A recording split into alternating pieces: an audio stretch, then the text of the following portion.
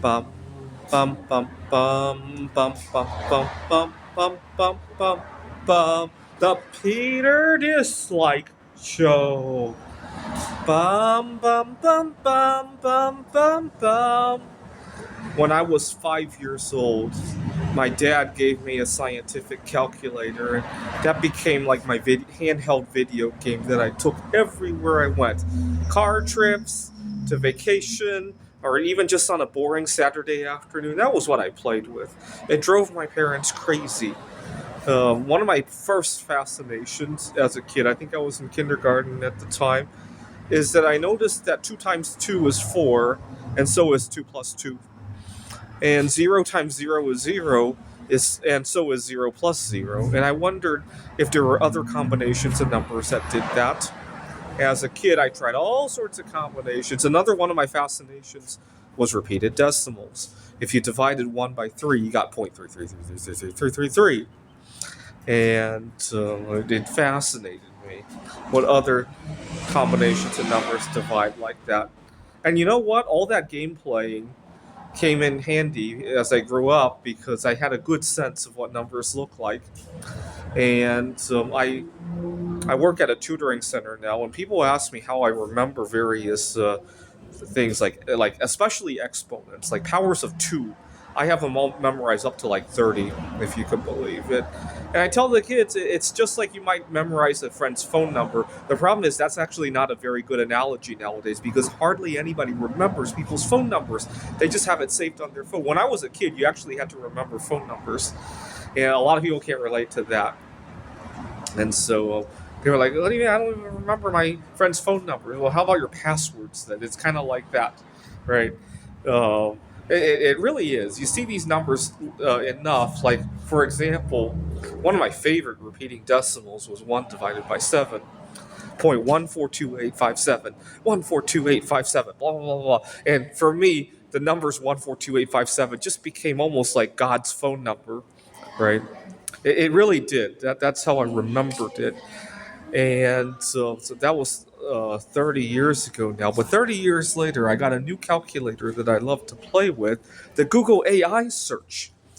And I love to throw it all sorts of hypotheticals or throw it all sorts of my past problems and what I did wrong. Right. So, for example, I moved out of a place. This was 6 months ago, and I made the mistake of moving in with a connection that I probably shouldn't have moved in with. And you know what? After all of my Google AI research, I don't think I will ever live in a situation where I'm living with the landlord. I might live with a roommate that we're both renting, right? But to live with the landlord creates a weird kind of dynamic, in my opinion. It's really not for the faint of heart. Let's just put it that way. But yesterday, as I was researching a bunch of hypotheticals like that and throwing at Google AI all sorts of time, my roommate does this, my roommate does that, even things that have never happened before, just so I'm prepared. I learned that it's a big red flag if you go look at a home and the landlord has a lot of clutter from the last tenant who has moved out. And the landlord promises, "Oh, that tenant will come. We'll swing by on Saturday to pick it up," or "I'm just in the process of getting rid of it." Google AI suggests next time you say, I'll come back when it's gone," and just walk away from that. And the reason for that is that Google AI thinks that there's one other possibility, and this one I really didn't think of. Perhaps the previous tenant was also being abused or harassed by the landlord and left in a hurry and left all of that stuff behind. See, I when I was in Seattle, I lived in a house, and this one landlord who I lived with had multiple tenants' belongings and said, "Oh, this belonged to Joe, that belonged to whoever. They're going to be here to pick it up." And long story short, I didn't get along with him too. And Google AI figured out that maybe these other tenants were similarly harassed and fled. I'm a little bit stronger than a lot of other people, especially for women, right? If they're being harassed the way that I can imagine them fleeing a lot faster than a guy like me would, right? But I didn't notice that. Now looking back at it, the guy that I left in Seattle, when I thought about it, he had really old stuff. It wasn't just clutter that might have been 2 weeks old. It was like old equipment that was decades old. And he had, among other things, VCRs and DVD players. And those are not things that you would leave behind 2 weeks ago, right?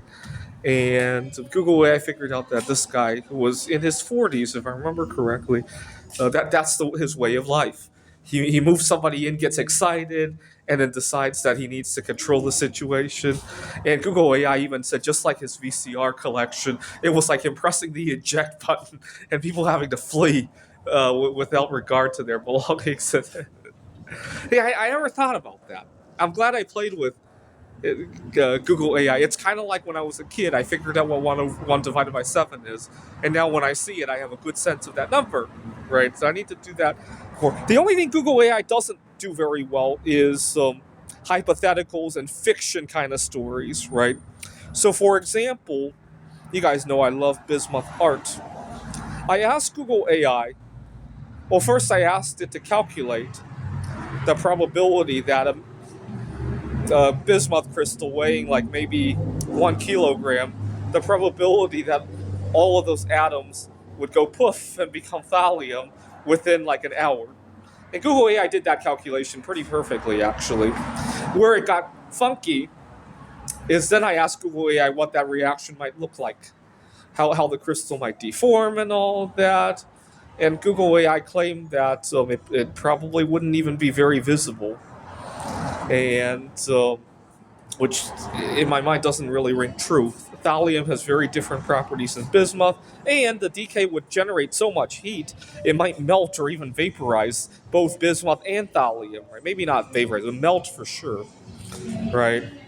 And then I asked Google AI, hypothetically, let's suppose somebody takes a dose of Pepto Bismol and all of the stars just happen to align, and all the bismuth and the Pepto Bismol were to decay while it's in their system. How might that look like in terms of what kind of horrific death might somebody die of if something that happened?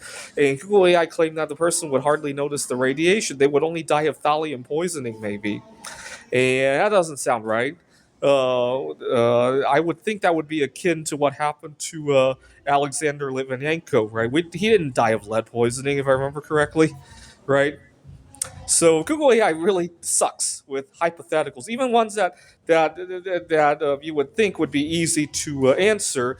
Obviously, it probably wasn't trained on all of this fictional data, right? There's probably no real life example. There's plenty of real life examples of roommates who hoard stuff from previous roommates, but not so much of a bismuth crystal just going poof and becoming thallium, right? And I asked a bunch of hypothetical science fiction about what it would be like if you could flap your arms and fly on a planet. And there are a lot of inconsistent answers there too. This is the Peter Dislike Show. Bum bum bum bum bum bum bum bum bum bum bum bum.